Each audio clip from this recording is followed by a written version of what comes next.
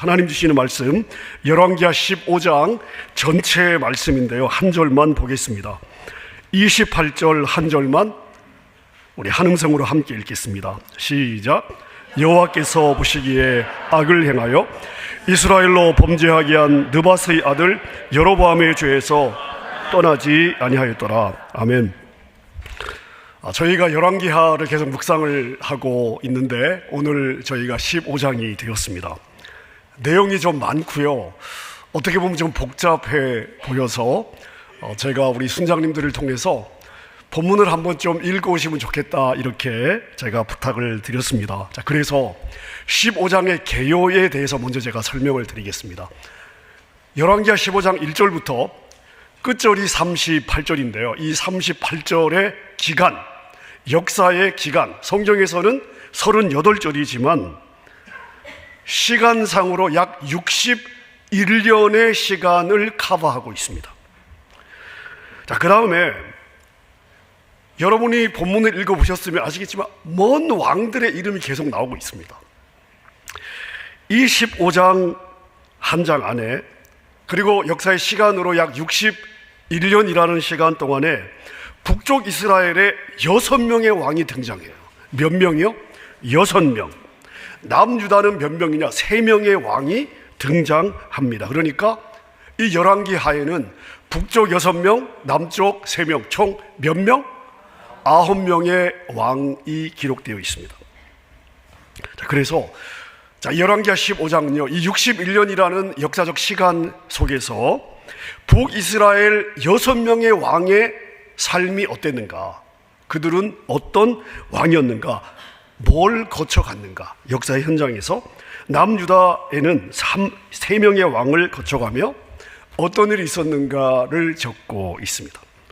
자, 오늘은 북이스라엘 왕들을 간략하게 살펴보고 간략하게 북이스라엘을 좀 정리하고요, 남유다 왕에 초점을 두려고 제가 설교 제목을 남유다 왕에 맞춰 잡았는데요, 근데 제가 설교를 이렇게 준비하다 보니까, 북이스라엘 왕들을 준비하다 보니까 고민이 생겼습니다. 내용이 조금 길어질 것 같았어요. 자, 그래서 남유다까지 다루면 많이 길어지겠다 하는 이 생각이 들었습니다. 이 갈등이 생긴 거예요. 이 심각한 상황을 어떻게 하면 좋을까? 제가 고민을 하다가 판단이 잘 안 되어서 사무실에 있는 우리 사역자들한테 제 고민을 이야기를 했습니다. 어떻게 하면 좋겠냐? 그랬더니 모두가 다 한결같이 뭐라고 얘기를 하냐면요, 목사님이 항상 짧은 게 좋다 했잖아요. 늘 이야기하던 대로 하세요. 그래서 제가 답을 얻었습니다. 용기를 낸 거예요. 자, 그래서 오늘 주보 제목에 나간 내용은 다음 주 여러분 이 설교 제목이라고 여러분이 생각하시면 되겠고요, 오늘은 북이스라엘에 대한 북이스라엘 6왕의 내용을 우리가 뭘 봐야 되냐, 성경이 왜 기록했냐, 우리에게 무엇을 읽으라고 이 내용들을 적고 있냐, 이 부분만 다루게 될 텐데요. 자, 그렇다고 설교가 엄청 짧을 거다, 이런 기대를 안 하셔야 실망을 안 하실 것 같습니다. 자, 오늘 열왕기하 15장에는 6명의 북이스라엘 왕이 기록이 되어 있는데요, 6명 중에 4명이 쿠데타로, 반역으로 정권을 잡아 왕이 되었습니다. 자, 그 장면만 제가 한번 쭉 읽어보겠습니다. 15장 8절입니다. 유다의 왕 아사랴의 제38년에 여로보암의 아들, 이 여로보암은 북이스라엘이에요. 북이스라엘 여로보암의 아들 스가랴가 사마리아에서 6달 동안 이스라엘을 다스리고 있는데, 근데 어떤 일이 일어났느냐, 10절에 보니까 야베스의 아들 살룸이 그를 반역하여 백성 앞에 쳐 죽이고 대신하여 왕이 됩니다. 여로보암의 아들 스가랴가 왕이 돼서 왕위를 계승한 거예요. 아버지 왕위를 6달을 통치하고 있는데 쿠데타가 일어나서 죽임을 당하고 살룸이 왕이 됐다 하는 겁니다. 13절입니다. 유다 왕 우시야 제39년에 야베스의 아들 살룸이 사마리아에서 왕이 되어 한 달 동안 다스리니라. 쿠데타가 일어났어요. 23절입니다. 유다의 왕 아사랴 제50년에 무나헴의 아들 부가히야가 사마리아에서 이스라엘의 왕이 되어 2년간 다스리며, 자, 그 다음 쿠데타가 또 일어나요. 27절입니다. 유다왕 아사랴 제52년에, 자, 여러분 여기 보면 유다왕 이름이 왔다리 갔다리 하죠. 유다왕 우시야 때, 유다왕 아사랴 때. 도대체 이게 뭐냐? 우시야였다가 아사랴가 됐으면 이해가 되는데, 아사랴였다가 우시야였다가 아사랴였다가 우시야였다가 계속해서 지금 이렇게 이야기가 나오고 있습니다. 뭐냐 하면 우시야의 이름이 아사랴예요. 같은 왕입니다. 자, 이 부분은 제가 이제 다음 주에 말씀을 좀 나누겠습니다. 유다왕 아사랴 제52년에 27절, 르말라야 아들 베가가 이스라엘의 왕이 되어 사마리아에서 20년간 다스리며. 혹시 르말라야의 베가 혹시 기억나십니까? 몇 주 전에 제가 이 왕에 대해서 설교를 했어요. 기억이 안 나시죠? 고맙습니다. 그래야 제가 또 설명을 하잖아요. 성탄 주일날 이사야 7장 14절, 처녀가 잉태하여 아들을 낳으리니, 이 본문을 설교하면서 이때 남유다를 쳐들어온 연합군 중에 한 명이 바로 이 북이스라엘 르말라야의 아들 베가입니다. 기억 안 나는 게 당연하겠죠. 자, 그 다음 쿠데타가 또 일어나요. 30절입니다. 우시야의 아들 요담 제20년에 엘라의 아들 호세아가 반역하여 르말라야 아들 베가를 쳐서 죽이고 대신하여 왕이 되니라. 자, 15장은요 이 6명의 이스라엘 왕에 대해서 이야기를 하고 있는데, 마지막 쿠데타를 일으켜 왕이 된 사람이 누구냐? 호세아입니다. 호세아 선지자도 있죠. 이스라엘의 호세아 왕입니다. 이름을 잘 기억해 두십시오. 이제 곧 나오게 되겠습니다. 여러분, 61년간 4번의 반역이 일어나서 왕조가 바뀌었습니다. 자, 그러면 우리 한번 생각해 보십시다. 왜 반역이 일어날까요? 왜 쿠데타가 일어날까요? 현재 정부가 마음에 들지 않는 거예요. 여러분, 왕이나 지도자가 정치를 너무 잘해서요 살기가 너무 좋아요. 자, 그때 반역이 일어나는 경우는 사실 있어요. 근데 별로 없습니다. 너무 평안해요. 너무 살기가 편해요. 너무 지루해서 한번 엎어보자. 이런 일들은 사실은 별로 없습니다. 대부분의 반역이나 쿠데타는 현재 정부가 너무 못해요. 못 살겠다, 갈아보자. 이래서 반역이 일어나는 거거든요. 자, 그래서 이 쿠데타를 일으키는 이 밑바닥에는 나는 너보다 더 잘할 수 있어, 나는 너보다 더 유능하고 실력이 있어, 나에게는 대안이 있어, 그러니까 너 좀 내려와, 이런 생각들이 있습니다. 여러분, 그래서 모든 반역에는요 지금보다 더 나을 것이라는 기대감이 있고 나는 더 잘할 것이라고 하는 자신감이 있습니다. 그래서 쿠데타를 일으켜 정권을 잡으면 보통 뭘 하죠? 기존에 있던 것들을 다 쓰레기통에 버리고 새로운 것을 시도합니다. 그리고 자기의 반역을 정당화시킬 수 있는 업적을 쌓으려고 하고요, 그리고 인정받을 수 있는 공적을 쌓으려고 하죠. 집착하게 됩니다. 자, 오늘 본문의 여러 왕들을 저희가 보니까요, 살룸은 여로보암의 아들 스가랴가 왕이 된 지 겨우 6달 됐을 때 반역을 해서 정권을 잡습니다. 므나헴은요 이 살룸이 겨우 한 달을 통치했는데 엎어버려요. 베가는 브가히아가 2년을 통치했는데 반역을 일으켰습니다. 그리고 호세아는 베가가 20년을 통치했을 때 반역을 일으켰습니다. 6개월, 한 달, 2년, 20년. 자, 통치가 짧았을 때는요 가능성이 안 보여. 너 그렇게 하면 안 돼. 끝이 뻔해. 그래서 반역을 일으켰고요, 통치가 길었을 때는 더 이상은 아니야 이러면서 반역을 일으켰습니다. 모든 것이 자기 생각이 기준이기 때문에 반역의 명분이라고 하는 건요 그냥 갖다 붙이기 나름이에요. 무한대로 명분은 만들 수가 있습니다. 역사를 보세요. 반역을 일으킨, 쿠데타를 일으켰던 모든 정권에요 다 자기 나름대로의 반역을 일으킨 명분이 있어요. 쿠데타를 일으킨 명분이 있습니다. 다 이유가 있습니다. 자, 그런데 나는 맞아요, 나는 옳아요, 그래서 반역을 일으켰어요, 그리고 나는 잘 했어요. 자, 그런데 성경은 지금 이 왕들을 어떻게 평가하고 있을까요? 왕은 계속 바뀌고 왕의 자리에는 새로운 사람들이 들어서죠. 자, 그런데요, 성경은 이 한 사람 한 사람을 어떻게 평가하고 있을까요? 그 평가가 오늘 본문에 기록이 되어 있어요. 그게 북이스라엘 왕들을 우리가 봐야 되는, 무엇을 봐야 되냐? 15장의 북이스라엘 왕국을 기록하고 있는 성경 저자의 의도, 우리는 무엇을 봐야 되냐? 바로 이 부분을 봐야 돼요. 성경은 이 왕들을 어떻게 평가하고 있는가? 스가랴에 대해서는요, 9절입니다. 그의 조상들의 행위대로 여호와 보시기에 악을 행하여 이스라엘로 범죄하게 한 느밧의 아들 여로보암의 죄에서 떠나지 아니한지라.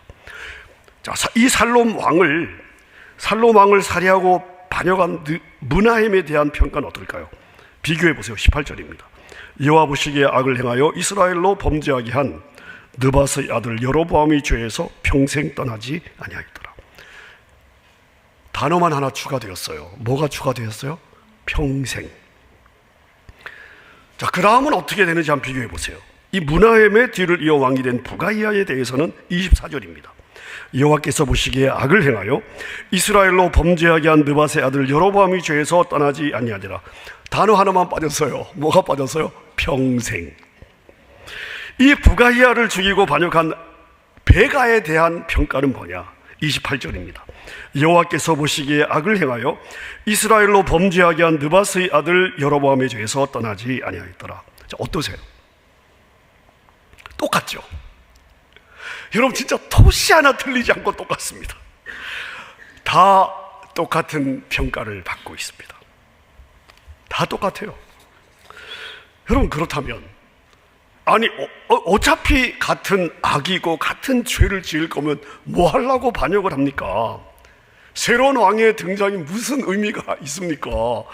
괜히 그냥 서로 죽고 죽이고만 반복이 된 거 아닙니까? 물론 본인들은 나는 달랐다고, 나는 새롭게 했다고 주장하고 싶겠죠. 그러나 성경은 그들을 어떻게 평가하고 있습니까? 다르지 않았다, 똑같았다는 거예요. 새롭지 않았다는 것입니다. 자, 여러분, 우리가 여기서 뭘 봐야 되냐? 하나님께서 왕을 평가하고 있는데요, 반복적으로 강조하는 표현을 우리가 한번 볼 필요가 있습니다. 자, 여러 왕들을 평가하고 있는데 두 가지 표현이 반복이 돼요. 첫째는 뭐냐? 여호와 보시기에 악을 행하였다. 여호와 보시기에 악을 행하였다. 죄에서 떠나지 아니하더라. 자, 이게 반복이 되고 있습니다. 하나님이 왕들을 보시는데요, 그 왕들의 뭘 보냐? 보았더니 여호와 보시기에 악을 행하였다는 것과 죄에서 떠나지 아니하였더라. 여러분, 반복되는 이 두 가지 표현을 보면서 우리가 한 번쯤 질문해 봐야 될 것 같습니다. 한 번쯤 우리가 생각해 봐야 될 것, 이게 도대체 무슨 의미냐? 무슨 의미냐? 여러분, 저는요, 이 15장 이게 이렇게 정리하는 게 쉽지 않더라고요. 유다 왕 이야기했다가 북이스라엘 왕 이야기했다가 살짝 유다 왕이 끼어들었다가 북이스라엘 했다가 또 남유다 왕 이야기로 끝나고, 이걸 정리하는 게 쉽지가 않았습니다. 계속 읽고 하면서 옆에 정리하고 메모하고 이렇게 쭉 해보면서 이스라엘 이 왕들에 대한 평가가 제 마음에 이렇게 와 닿았습니다. 첫째는요, 하나님은 보시는구나. 하나님은 사람을 보신다는 거예요. 하나님은 사람을 보셔요. 특별히 왕에 대해서는 매우 엄격하게 보신다. 이거 하나가 저에게 다가왔습니다. 여러분, 저는 믿음의 가정에서 태어났습니다. 어릴 때부터 이렇게 말씀을 원해서가 아니라 강제로 성경을 계속 읽었습니다. 근데 강제로 읽었지만 읽다 보면 제 안에 뭔가 이렇게 와닿는 게 있잖아요. 어릴 때였지만. 어릴 때부터 저에게 와닿은 한 구절이 있었는데요, 연말만 되면, 지금도 그래요, 나이가 이렇게 들어도 연말만 되면 제가 늘 생각하는 한 장면, 한 구절이 있습니다.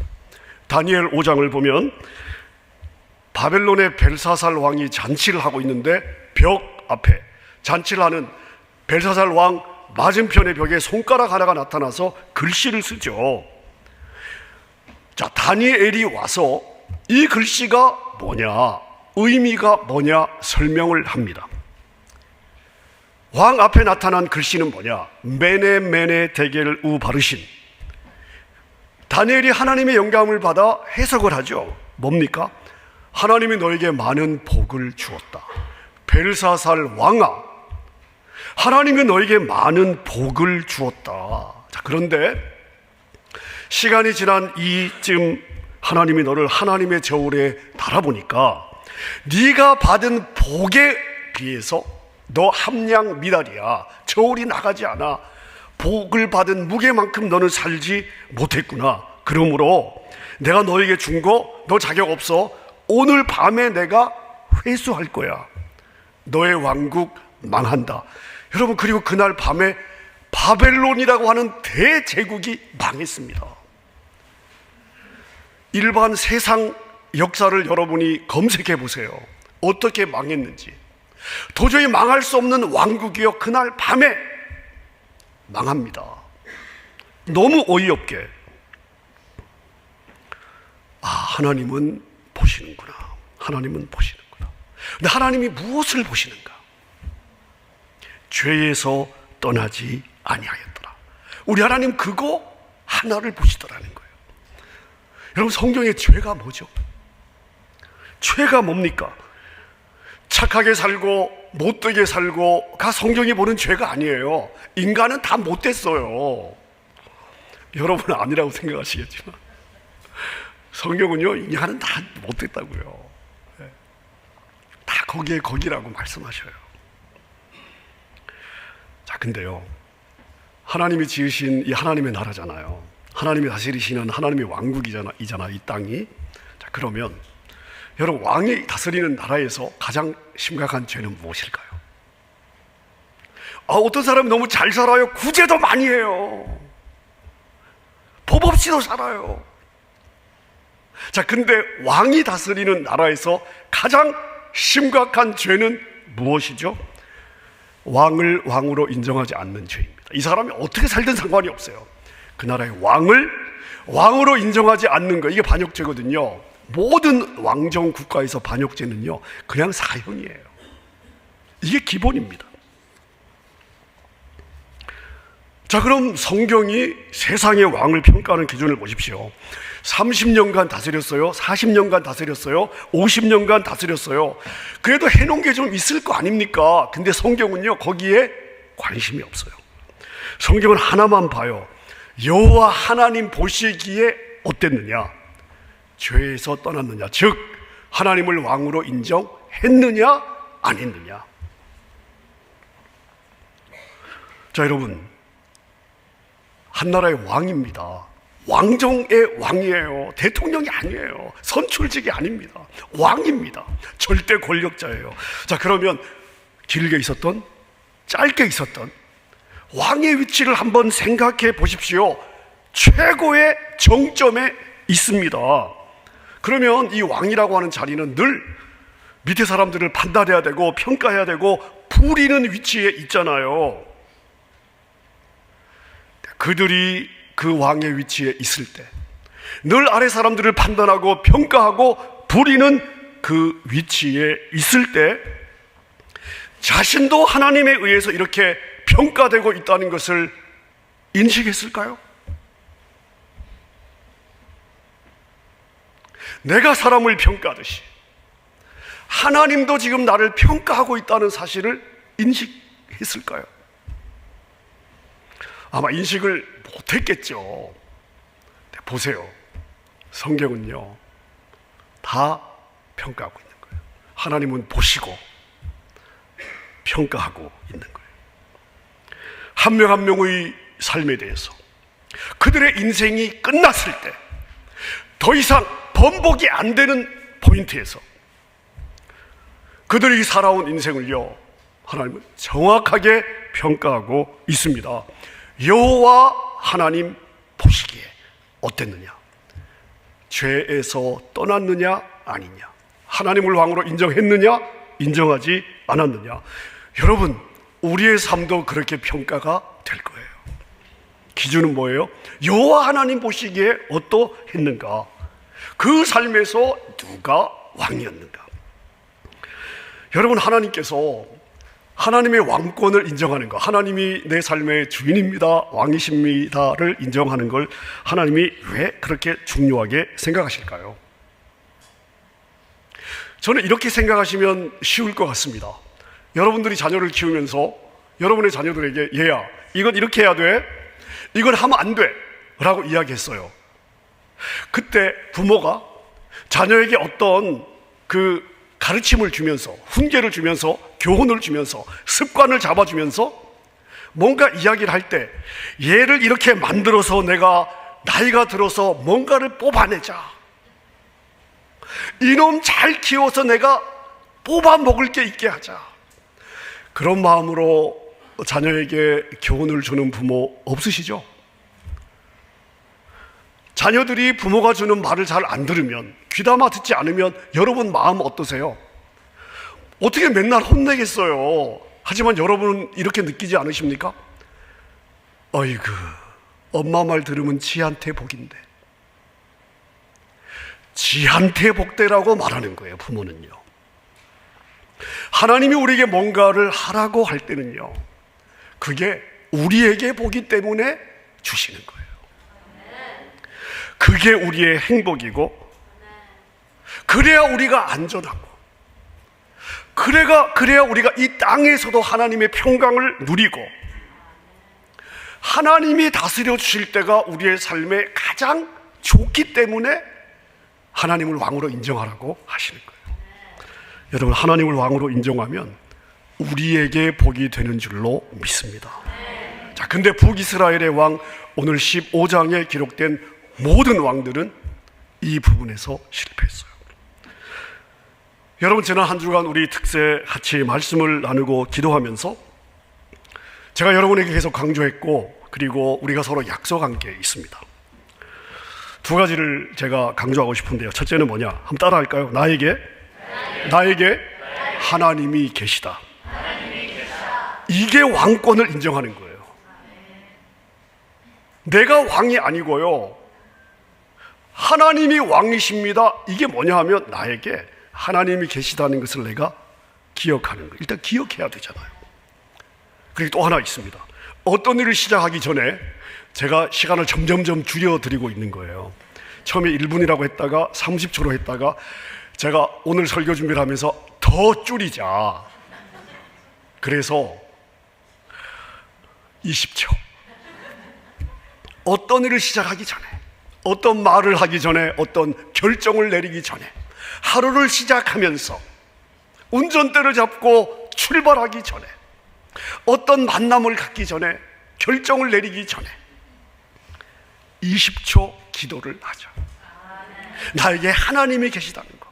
나는 무능하고 무지하고, 나는 내일 일을 알지 못하지만 나의 왕 되신 하나님은 전능하시고 전지하시고, 그리고 내일 일을 아시니 그분이 내 삶에 개입해 주시면 복이 되지 않겠어요?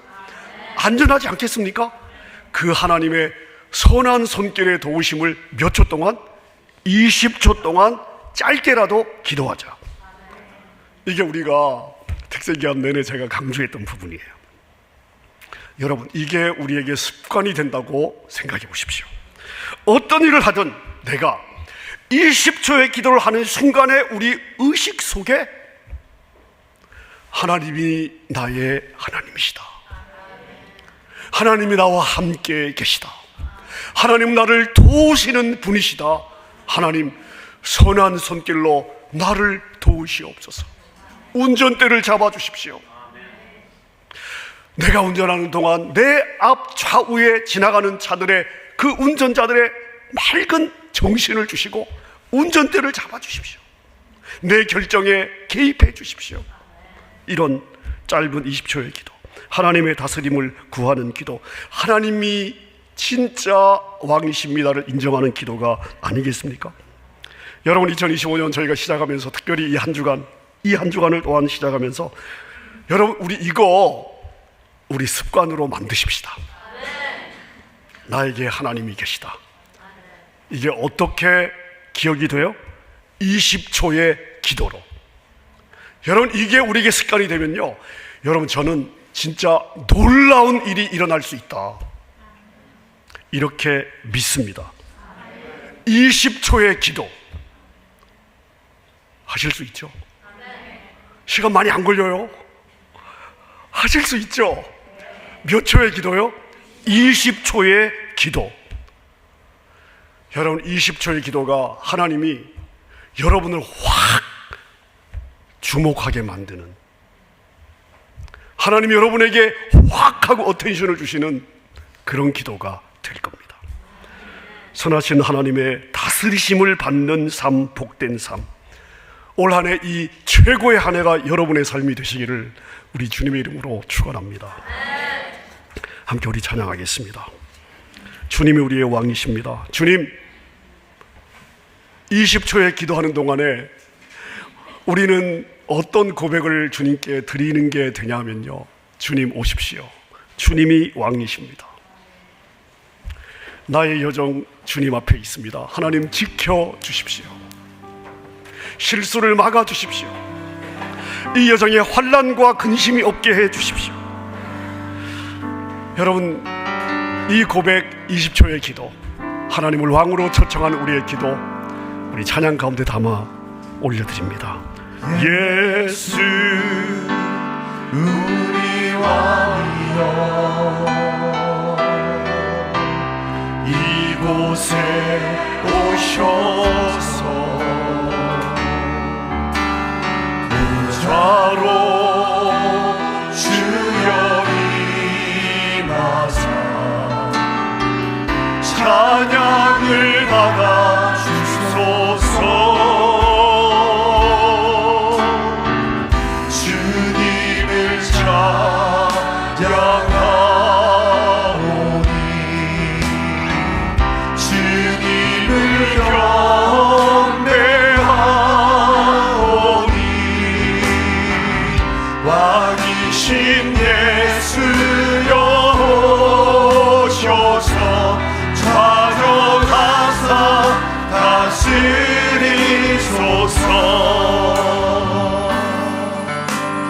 예수 우리 왕이여, 이곳에 오셔서 부자로 주여 임하사 찬양을 받아 주소서.